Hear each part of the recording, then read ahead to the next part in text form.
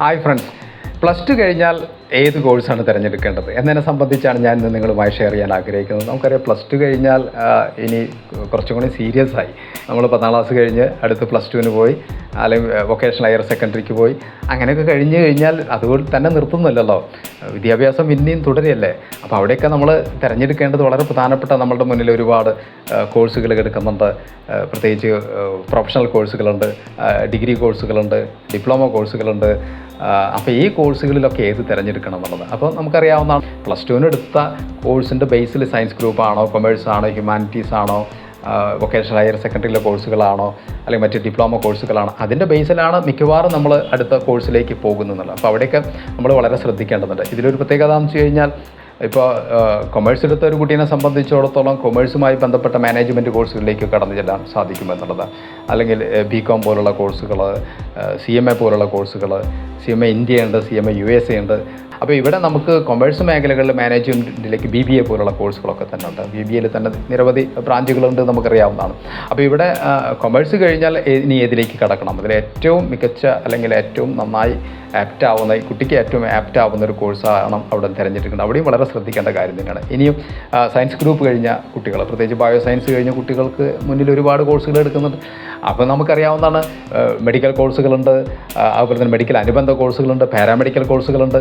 ഇതിലേത് course തിരഞ്ഞെടുക്കണം, അവിടെയും നമ്മൾ സൂക്ഷിക്കേണ്ടത്, ശ്രദ്ധിക്കേണ്ടത് ആ കുട്ടിയുടെ പേഴ്സണാലിറ്റിയുമായി ബന്ധപ്പെട്ട്, കുട്ടിയുടെ കഴിവുമായി ബന്ധപ്പെട്ട കോഴ്സുകൾ ഒക്കെയാണ് നമ്മൾ തിരഞ്ഞെടുക്കേണ്ടത്. ഇപ്പോൾ നമുക്ക് വളരെ പെട്ടെന്ന് അറിയാവുന്നൊരു കാര്യം, ഇപ്പോൾ സയൻസ് കഴിഞ്ഞാൽ ഡോക്ടറാവുക എന്നുള്ളതാണ് പിന്നത്തെ ചിന്ത. അല്ലെങ്കിൽ അനുബന്ധ കോഴ്സുകൾ, അല്ലെങ്കിൽ ഡോക്ടർ ആവുന്നില്ലെങ്കിൽ അനുബന്ധ കോഴ്സുകൾ, പാരാമെഡിക്കൽ കോഴ്സുകൾ, പിന്നെ physiotherapy, speech language pathologist, occupational therapist, അതുപോലെ തന്നെ ഡയാലിസിസ് ടെക്നീഷ്യൻ, അങ്ങനെ എത്ര കോഴ്സുകൾ നമ്മൾ മുന്നിൽ എടുക്കുന്നുണ്ട്. അപ്പോൾ ഇവിടെ മെഡിക്കൽ അനുബന്ധ കോഴ്സുകളും അല്ലെങ്കിൽ ഡോക്ടർ എന്ന് പറയുന്ന കോഴ്സുകളും ഒക്കെ തന്നെ നമ്മുടെ മുന്നിൽ എടുക്കുന്നുണ്ട്. നമുക്ക് ഏതാണ് എടുക്കേണ്ടത്? അല്ലെങ്കിൽ കമ്പ്യൂട്ടർ സയൻസ് എടുത്തു കഴിഞ്ഞാൽ തീർച്ചയായിട്ടും നമുക്ക് കമ്പ്യൂട്ടർ മേഖലകളിൽ, അത് കമ്പ്യൂട്ടറിൽ തന്നെ ആ മേഖലകളിൽ തന്നെ എത്രമാത്രം കോഴ്സുകൾ എടുക്കുന്നുണ്ട്. ഇപ്പോൾ ആധുനികമായിട്ടുള്ള പരമ്പരാഗത കോഴ്സുകളേക്കാൾ ഉപരി ഇപ്പോൾ ഡാറ്റ സയൻറ്റിസ്റ്റ് വന്നു, അതുപോലെ തന്നെ ആർട്ടിഫിഷ്യൽ ഇൻ്റലിജൻസ് വന്നു, അതുപോലെ തന്നെ റോബോട്ടിക്കായിട്ടുള്ള എഞ്ചിനീയറിംഗ് വന്നു, ബയോമെഡിക്കൽ എഞ്ചിനീയറിംഗ് വന്നു. ഇങ്ങനെ എത്രമാത്രം കോഴ്സുകൾ നമ്മൾ മുന്നിൽ എടുക്കും. ഇതിൽ ഏതെടുക്കണം, അതാണല്ലോ ചോദ്യം. അപ്പോൾ ആ ഒരു ചോദ്യത്തിന് ഉത്തരം വളരെ പ്രധാനപ്പെട്ടതാണ്. അത് കണ്ടെത്തിയേ പറ്റുള്ളൂ. കാരണം അവിടെയൊക്കെ നമ്മൾ ശ്രദ്ധിച്ചില്ലെങ്കിൽ ഈ എടുത്ത ആളെ സംബന്ധിച്ചിടത്തോളം വളരെ ബുദ്ധിമുട്ടായിരിക്കും ആ പ്രൊഫഷനിലേക്ക് കടന്നു ചെല്ലുമ്പോൾ എന്നുള്ളത്. അപ്പോൾ ആ പ്രൊഫഷനിലേക്ക് പറ്റുന്ന ആളാണോ ഇത്, അതിനുള്ള ശേഷിയുണ്ടോ എന്ന് പറഞ്ഞാൽ, ഒരു കോമ്പിറ്റൻസി എന്ന് പറഞ്ഞു കഴിഞ്ഞാൽ ആ കുട്ടിയുടെ ജന്മനാ കിട്ടുന്നൊരു ശേഷിയാണ്. അത് മാർക്കിൻ്റെ ബേസിലല്ല നമ്മൾ മനസ്സിലാക്കേണ്ടത്. ഇനി ഹ്യൂമാനിറ്റീസ് എടുത്ത കുട്ടികൾ, അപ്പോൾ +2 ഹ്യൂമാനിറ്റീസ് എടുത്ത കുട്ടികളെ സംബന്ധിച്ചിടത്തോളം ചേരാവുന്ന നിരവധി കോഴ്സുകളുണ്ട്. ലാംഗ്വേജ് കോഴ്സുകളുണ്ട്, ഡിസൈൻ കോഴ്സുകളുണ്ട്, ലോയേഴ്സ് ആവാനുള്ള കോഴ്സുകളുണ്ട്. അങ്ങനെ നിരവധി കോഴ്സുകൾ കുട്ടികളുടെ മുന്നിൽ എടുക്കുന്നുണ്ട്. ഇതിൽ ഏതാവണം എന്നുള്ളതാണ് ഉത്തരം. ഇത്രയേ ഉള്ളൂ, നമുക്ക് എന്താവണം, ആരാവണം, അതാണല്ലോ ഇതിൻ്റെയൊക്കെ ഒരു പ്രധാനപ്പെട്ട ഉദ്ദേശം തന്നെ. നമ്മൾ എന്തിനു വേണ്ടിയിട്ട് പഠിക്കുന്നത്?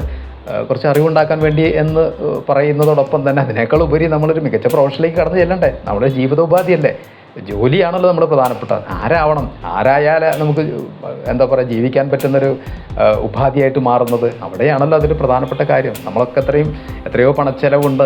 ഇപ്പോൾ പണ്ടത്തെ കാലത്ത് പോലെ പഠനമൊന്നും അല്ല, ഇപ്പോൾ ചിലവുള്ള പഠനങ്ങളാണ് ഇപ്പോൾ വരുന്നത്. അപ്പോൾ ആ ഒരു പഠനം നമ്മൾ നടത്തുമ്പോൾ അത് കഴിഞ്ഞാൽ നമ്മൾ ആഗ്രഹിക്കുന്നുണ്ട്, ആ പഠിച്ച വ്യക്തിയും ആ കുടുംബവും ആഗ്രഹിക്കുന്നുണ്ട്. അങ്ങനെ പഠിച്ചെടുത്ത് കഴിഞ്ഞു കഴിഞ്ഞാൽ അതിൻ്റെ മുന്നിൽ നമ്മളിങ്ങനെ ചോദ്യചിഹ്നമായി നിൽക്കാൻ പറ്റില്ല. അപ്പോൾ അങ്ങനത്തെ ഒരു കോഴ്സ് എടുക്കണം, ആ കുട്ടിക്ക് യോജിച്ച കോഴ്സ് എടുക്കണം. അവിടെയാണ് നമ്മൾ ശ്രദ്ധിക്കേണ്ടത്. കുട്ടിക്ക് യോജിച്ച കോഴ്സ് എന്താണെന്ന് നമ്മൾ മനസ്സിലാക്കണം. അതിന് ആ കുട്ടിയുടെ കഴിവ് എന്താണെന്ന് തിരിച്ചറിയണം. അതാണ് ഏറ്റവും പ്രധാനപ്പെട്ട കാര്യം. ഇഷ്ടമല്ല, ഇപ്പോൾ നമ്മൾ ശ്രദ്ധിക്കണം എന്താ, +2 കഴിഞ്ഞാലും പലപ്പോഴും അബദ്ധങ്ങൾ സംഭവിക്കുന്നത്, +2 കഴിഞ്ഞ് വരുന്ന കുട്ടികൾ, ആ ഗ്രൂപ്പ് ഫ്രണ്ട്സ് ഏത് കോഴ്സിന് ജോയിൻ ചെയ്യുന്നു അതിൻ്റെ പിന്നാലെ പോവുകയാണ്. അല്ലെങ്കിൽ ഈ കുട്ടിയുടെ കസിൻ ബ്രദേഴ്സ് അല്ലെങ്കിൽ സിസ്റ്റേഴ്സ് അല്ലെങ്കിൽ അയൽപ്പക്കാർ, ഇവരൊക്കെ ഏത് കോഴ്സിന് പോകുന്നു അതിൻ്റെ പിന്നാലെ പോവുകയാണ്. ട്രെൻഡിൻ്റെ പിന്നാലെ പോവുകയാണ്, അല്ല കഴിവിൻ്റെ പിന്നാലെയല്ല പോകുന്നത്. അതാണ് ഏറ്റവും രസകരമായിട്ടൊരവസ്ഥ. വലിയ അബദ്ധമാണ് നടക്കുന്നത്. കഴിവിൻ്റെ പിന്നാലെയല്ല കുട്ടികൾ പലപ്പോഴും ട്രെൻഡിൻ്റെ പിന്നാലെ പോകുന്നു. കഴിവിൻ്റെ പിന്നാലെ പോകുന്ന കുറച്ച് പേര് മാത്രമേ ഉള്ളൂ. അവർ വിജയിക്കും, അവർ നന്നായിട്ട് മികച്ചവരായി മുന്നോട്ട് വരികയും ചെയ്യുന്നുള്ളൂ. അപ്പോൾ കഴിവ് നമ്മൾ ശ്രദ്ധിക്കേണ്ട ഒരു ഘടകം തന്നെയാണ്. അത് മാർക്ക് മാത്രം ബേസ് ചെയ്തിട്ട് ഒരിക്കലും കഴിവ് നമുക്ക് തിരിച്ചറിയാൻ സാധിക്കില്ല. മാർക്ക് ഇപ്പോൾ നമുക്കറിയാവുന്നതാണ്, മിക്കവാറും എല്ലാവർക്കും A+ കിട്ടിക്കഴിഞ്ഞാൽ ഏതിലാണ് കഴിവ് നമ്മൾ എങ്ങനെ നിർണ്ണയിക്കാം? ഇനിയിപ്പോൾ A+ കിട്ടിയില്ലെങ്കിൽ തന്നെ നമുക്കറിയാവുന്നത് മാർക്കിൻ്റെ ബേസിലല്ല അത് ചിന്തിക്കേണ്ടത്, നമുക്ക് കഴിവിൻ്റെ ബേസിൽ തന്നെ ചിന്തിക്കണം. അങ്ങനെയാണ് ജോയിൻ ചെയ്യേണ്ടത്. ഇഷ്ടം മാത്രം നോക്കിയാൽ പോരാ. ഇഷ്ടം വേണ്ടെന്നല്ല, ഇഷ്ടം തീർച്ചയായിട്ടും വേണം. ഇഷ്ടമില്ലെങ്കിൽ നമുക്ക് ആ പ്രൊഫഷൻ നന്നായി ചെയ്യാൻ പറ്റില്ല. അത് ഇഷ്ടത്തിനേക്കാൾ ഉപരി പാഷനാണ്. പാഷൻ എന്ന് പറഞ്ഞു കഴിഞ്ഞാൽ അഭിനിവേശമാണ്. ഒരു ആളാവാൻ, ഒരു ഡോക്ടറാവാൻ, ഒരു എഞ്ചിനീയർ ആവാൻ, അല്ലെങ്കിൽ ഒരു ഫാഷൻ ഡിസൈനർ ആവാൻ, അല്ലെങ്കിൽ ഒരു ഷെഫ് ആവാൻ. ഇപ്പോൾ നമുക്കറിയാവുന്നതാണ്, ഇപ്പോൾ ഭക്ഷണം നന്നായി കഴിക്കും, അതുപോലെ തന്നെ നന്നായി ടേസ്റ്റ് ചെയ്യാൻ അറിയാം, നല്ല ഇഷ്ടമാണ് ഭക്ഷണം കഴിക്കാൻ എന്ന് കരുതിക്കൊണ്ട് ആ ആൾക്കൊരു ഷെഫാവാൻ പറ്റുമോ? ഷെഫാവാൻ കഴിവുണ്ടോ? അത് നമ്മൾ പറയാറില്ലേ നാടൻ ഭാഷയിൽ കൈപ്പുണ്യം എന്ന് പറയുന്നില്ല. അതൊരു കഴിവാണല്ലോ, അതൊരു ശേഷിയല്ലേ, എല്ലാവർക്കും ഉണ്ടോ അത്? അപ്പോൾ അത് പഠിച്ചെടുക്കുന്നത് മാത്രമൊന്നുമല്ല അത്.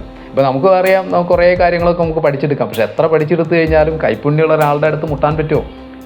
അത് ശേഷിയാണ്. അത് കൈപ്പുണ്യം എന്നൊക്കെ പറയുന്നത് ശരിക്കും പറയുന്നത് കൈപ്പുണ്യം എന്നുള്ള വാക്ക് ഉപയോഗിക്കണമെന്ന് മാത്രമല്ല, അത് അവരുടെ ഒരു എബിലിറ്റിയാണ്, കഴിവാണ്. അത് നമ്മൾ പഠിച്ചെടുത്താലും അത്രയും നിർത്തില്ല. അപ്പോൾ പഠിച്ചെടുക്കുന്ന നമ്മളുടെ ഉള്ള കഴിവുകളെ ഒന്നുകൂടി ഷാർപ്പൺ ചെയ്യാൻ, മൂർച്ച കൂട്ടാൻ നമുക്ക് പഠനം ആവശ്യമാണെന്നുള്ളത് പലതും നമുക്ക് ചെയ്യാൻ പറ്റുന്നുള്ളത്. അപ്പോൾ സ്കില്ല് ബേസിക്കലി കുട്ടിയുടെ ഉള്ളിൽ കെടുക്കുന്നുണ്ട്. നമുക്കറിയാം ഏത് കുട്ടിയുടെ ഉള്ളിലും സ്കില്ല് കെടുക്കുന്നുണ്ട് എന്ന് പറഞ്ഞു കഴിഞ്ഞാൽ ഒരു കോമ്പിറ്റൻസി കെടുക്കുന്നുണ്ട്, ശേഷി കെടുക്കുന്നുണ്ട്. അത് ബ്രെയിനുമായി ബന്ധപ്പെട്ട് DNA-യുമായി ബന്ധപ്പെട്ടൊരു കാര്യമാണ്. അതിന് അനുസൃതമായിട്ടുള്ള കോഴ്സുകളായിരിക്കണം എപ്പോഴും +2 കഴിഞ്ഞാലും നമ്മൾ തിരഞ്ഞെടുക്കേണ്ടതെന്നുള്ള പ്രത്യേകിച്ച് നമ്മൾ ശ്രദ്ധിക്കണം എന്നുള്ളത്. ഞാൻ പലപ്പോഴും പറയാറുള്ളൊരു കാര്യം, ഈ കല്യാണത്തിനൊക്കെ ഇറങ്ങിത്തിരിക്കുമ്പോൾ നമ്മൾ എത്രമാത്രം ശ്രദ്ധിക്കാറുണ്ട്. കാരണം അത് ജീവിതകാലം മുഴുവൻ ആ ഒരു കല്യാണം കഴിച്ച ദമ്പതികളായിട്ട് അവർ അടിപിടി കൂടാതെ മുന്നോട്ട് പോകേണ്ട, സ്നേഹത്തോട് സമാധാനത്തോട് സന്തോഷത്തോട് ജീവിക്കേണ്ടവരല്ലേ. അങ്ങനെ പോകണമെന്നുണ്ടെങ്കിൽ അങ്ങനത്തെ ഒരു ആളെ കല്യാണം കഴിക്കണ്ടേ? അപ്പോൾ എത്രമാത്രം നമ്മളതിൽ അന്വേഷണം നടത്തണം. ഒരു അന്വേഷണം നടത്താതെ നമ്മൾ അങ്ങനെ ഒരു കല്യാണം നടത്തി കഴിഞ്ഞാൽ എന്തായിരിക്കും സംഭവിക്കുക? അത് നമുക്കറിയാവുന്ന കാര്യമാണ്, നമ്മളിപ്പോൾ കണ്ടുകൊണ്ടിരിക്കുന്ന ഒരു കാര്യമാണ്. അങ്ങനെയാണെന്നുണ്ടെങ്കിൽ നമ്മളൊരു കോഴ്സ് തിരഞ്ഞെടുക്കുമ്പോൾ എത്രമാത്രം ശ്രദ്ധ, പ്രത്യേകിച്ചും പാരൻസും അതിൽ ഇൻവോൾവ്ഡ് ആവണം. കാരണം കുട്ടികളെക്കാൾ കൂടുതൽ ഇപ്പോൾ പാരൻസാണ് ഈ കാര്യത്തിൽ ഒരു തീരുമാനം എടുക്കുന്നത് ഇപ്പോൾ മിക്കവാറും. കാരണം കുട്ടികൾക്ക് അത്ര തന്നെ ഒരു വൈഡായിട്ടുള്ള ഒരു ഫ്യൂച്ചറിസ്റ്റിക്കുള്ള വ്യൂ ഉണ്ടായിക്കൊള്ളണമെന്നില്ല. അവരൊരു ഇഷ്ടം പറയും, പക്ഷേ ഒരിക്കലും അവർക്ക് അത് യോജിച്ചാണോ എന്നുള്ളതൊക്കെ തീരുമാനിക്കുന്നതിൻ്റെ മുന്നേ പാരൻസ് നല്ലൊരു അന്വേഷണം നടത്തുന്നത് വളരെ നിർബന്ധമുള്ള കാര്യം. കാരണം കുട്ടി ജീവിതകാലം മുഴുവൻ ഈ എടുത്ത കോഴ്സിലാണ് ഇനി ജോലി ചെയ്യേണ്ടത്. അപ്പോൾ അത് ആ കുട്ടിക്ക് തെറ്റരുത്. ആ കുട്ടിയുടെ കഴിവൊക്കെ മനസ്സിലാക്കിക്കൊണ്ട് തന്നെ വേണം കുട്ടിക്ക് ആ കോഴ്സ് എടുപ്പിക്കാൻ എന്നുള്ളതാണ്. അല്ലാതെ കോഴ്സ് കഴിഞ്ഞു, +2 കഴിഞ്ഞു, സയൻസ് ഗ്രൂപ്പ് എടുത്തു, എന്നാൽ ഇനി അതിനോട് ബന്ധപ്പെട്ടൊരു കോഴ്സിലേക്ക് പോവുക, ഏതെങ്കിലും കോഴ്സ് തിരഞ്ഞെടുക്കുക, കിട്ടിയതെടുക്കുക എന്നുള്ളത് ആവാതെ കുട്ടിക്ക് ഏതാണോ കൂടുതൽ സൂട്ടബിൾ ആയിട്ടുള്ള, കുട്ടിയുടെ പേഴ്സണാലിറ്റി, കുട്ടിയുടെ കഴിവിനെ, അതുപോലെ തന്നെ കുട്ടിയുടെ ഇൻട്രസ്റ്റിന് ഇതിനൊക്കെ മാച്ച് ചെയ്യുന്നൊരു കോഴ്സായിരിക്കണം തിരഞ്ഞെടുക്കുന്നത്. അതിന് ഏറ്റവും നല്ലത് മിക്കവാറും ഈ മേഖലയുമായി ബന്ധപ്പെട്ട ആളുകളുമായി ആശയവിനിമയം നടത്തി കഴിഞ്ഞാൽ നമുക്ക് കുറേ ഐഡിയാസ് കിട്ടും. അതാണ് ചെയ്യേണ്ടത്. അപ്പോൾ ഞാൻ ഇന്നത്തെ വീഡിയോ അവസാനിപ്പിക്കുകയാണ്. അടുത്തതുപോലത്തെ വീഡിയോയുമായി നമുക്ക് വീണ്ടും കാണാം. Thank you.